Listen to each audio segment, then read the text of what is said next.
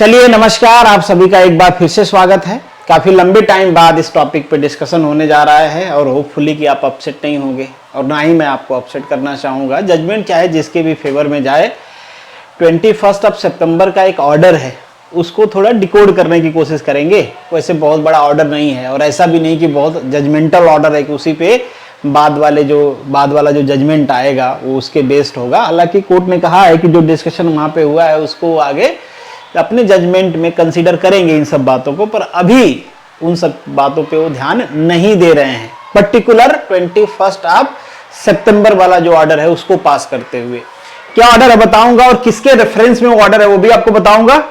अगर आप समझ गए हो, पहले से पढ़ा है आपने, तब कोई बात नहीं। अगर आपको समझ में नहीं आया मैटर तो मैं समझा दूंगा, टेंशन लेने की जरूरत नहीं है, आसान भाषा में।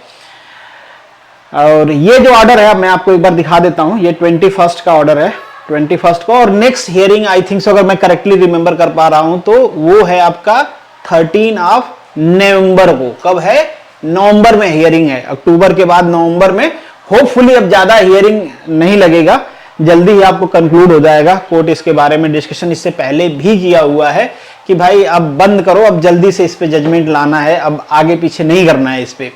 तो होपफुली कि एक हियरिंग हो, 2 हियरिंग हो, जल्दी ही आपका जजमेंट आ जाएगा और आप भी उसका इंतजार कर रहे होगे। तो ये आप देखोगे 21 सितंबर का ऑर्डर है। क्या है ये ऑर्डर? इसको समझने के लिए थोड़ा सा आपको समझना है, इसके पीछे के एक ऑर्डर पे जाना है। एक ऑर्डर तो आपको पता ही है, सिंगल बेंच का। खैर वो ऑर्डर नहीं है, जजमेंट है। सिंगल बेंच ने पूरा मैटर तो आपको पता ही है ना भाई।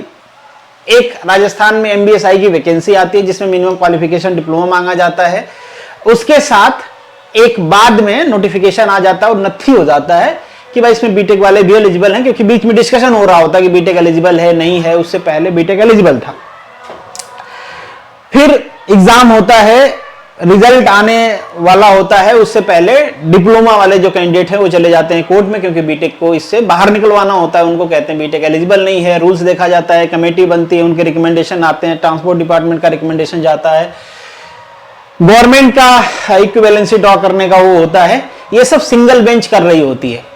ये सब करने के बाद सिंगल बेंच अपना जजमेंट देती है कि यहां से जो बीटेक वाले हैं उनको एक्सक्लूड किया जाना चाहिए, बीटेक एलिजिबल नहीं है इस पोस्ट के लिए एज पर द रूल, जो रिक्रूटमेंट रूल है। बीटेक उस ऑर्डर को चैलेंज करता है और ये हायर बेंच में चला जाता है मैटर।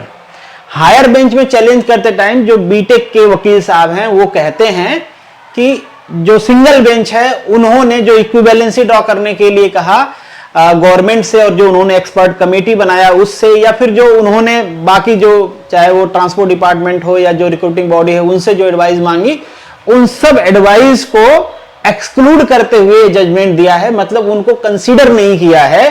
तो हम इस जजमेंट को अप्रोप्रिएट नहीं मानते हैं और इस पे स्टे किया जाए।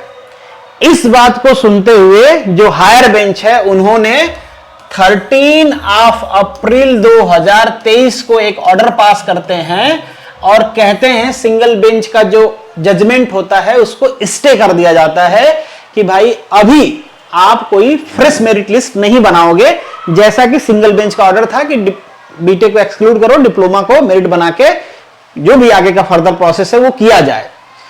पर जो हायर बेंच है वो कहती है कि जब तक इस पे जजमेंट नहीं आ जाता है फर्दर, तब तक अगर उस ऑर्डर को इंप्लीमेंट किया जाएगा तो फर्दर कॉम्प्लिकेसी बढ़ जाएगी, प्रॉब्लम होगा बाद में। इस वजह से इस पूरे वैकेंसी को स्टे कर दिया जाता है कि अब उसके आगे का कोई प्रोसेस नहीं होगा जब तक इस पे फाइनल जजमेंट नहीं आ जाता। ये कब का ऑर्डर है?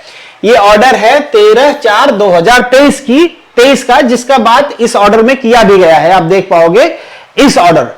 अब फिर से ये जो ऑर्डर है ये किसके रेफरेंस में आया है? उसी ऑर्डर के रेफरेंस, जजमेंट के रेफरेंस में नहीं आया है, सिंगल बेंच के जजमेंट के रेफरेंस में नहीं है। वो मैटर तो चल ही रहा है कोर्ट में। ये बेसिकली इस ऑर्डर के रेफरेंस में है। अब इस ऑर्डर को लेके जो डिप्लोमा है वो जाता है, या जो डिप्लोमा के वकील हैं वो जाते हैं बेंच में और कहते हैं, जिस बेंच ने स्टे दिया है उसी के पास कहते हैं कि आपने जो स्टे दिया है वो ठीक है, उसमें थोड़ा सा मॉडिफिकेशन हो सकता है। वर्ड में लिखा गया है, में मॉडिफाइड, ठीक है, मॉडिफाई किया जा सकता है। इनका सजेशन होता है कि भाई क्या मॉडिफाई किया जा सकता है, क्या चाहते हो आप। तो जो वकील साहब होते हैं वो कहते हैं कि ठीक है, अभी इसमें दोनों पार्टी इन्वॉल्व है, तो आप एक काम करिए, जो फर्स्ट बेंच का जजमेंट है कि डिप्लोमा के हिसाब से मेरिट लिस्ट बनाया जाए, डिग्री को एक्सक्लूड किया जाए, तो आप वैसा नहीं करिए, उस ऑर्डर को स्टे रखिए।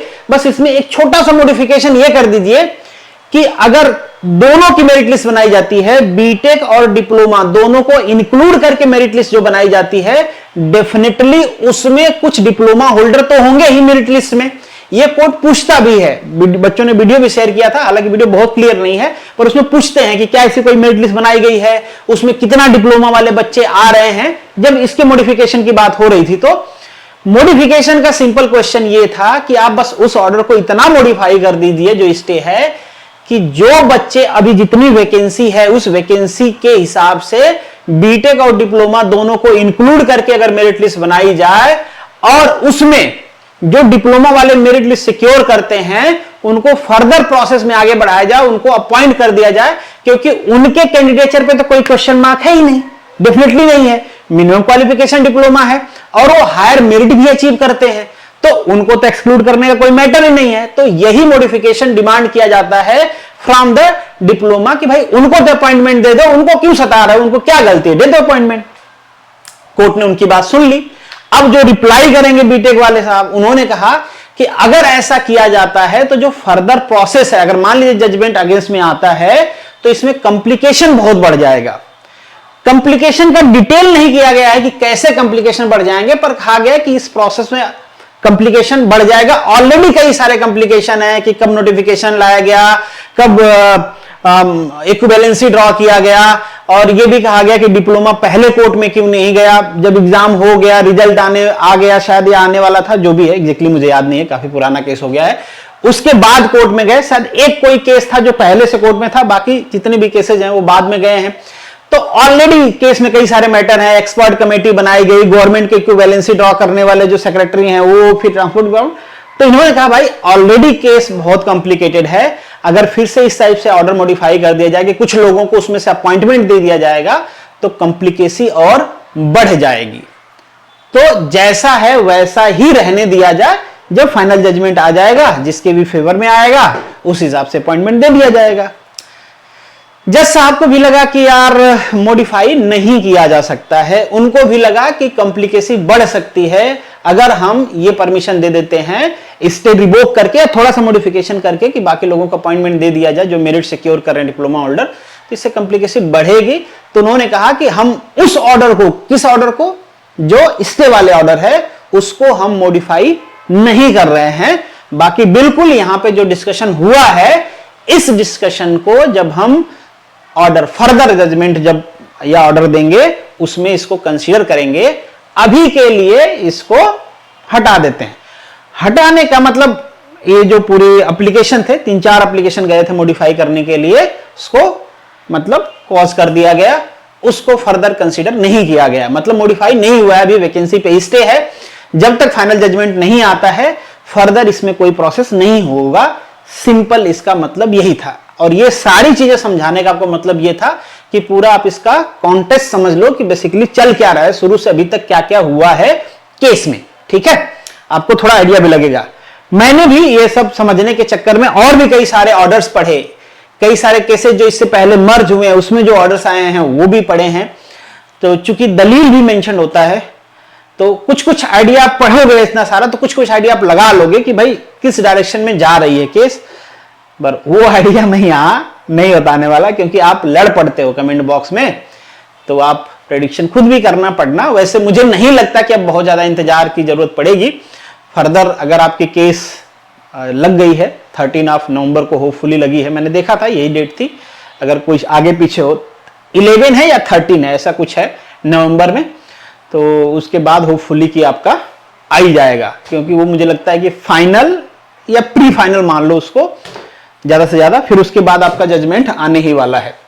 बाकी आपका कोई आर्गुमेंट हो भैया तो एक हम्बल लैंग्वेज में कमेंट बॉक्स में लिख सकते हो। गाली गलौज से बचना चाहिए आपको भी, क्योंकि कमेंट बॉक्स में ना ही जज साहब पढ़ने वाले हैं, ना ही वकील साहब, ना ही कोई और, ना ही आपका फायदा है, ना ही मेरा कोई नुकसान है, किसी को हर्ट करके कोई मतलब है नहीं। बाकी कोई आपका जेन्युइन क्वेश्चन है तो कमेंट बॉक्स में जरूर लिखिएगा। पर्सनल मैसेज भी आप कर सकते हो, @manu academy official ज्वाइन कर सकते हो। टेलीग्राम पे भी यही है, इंस्टाग्राम पे भी यही है, कहीं पे आप हमसे जुड़ सकते हो, कहीं पे आप अपना क्वेश्चन भी पूछ सकते हो। बाकी मिलेंगे नेक्स्ट वीडियो में, तब तक के लिए all the best, good luck and जय हिंद।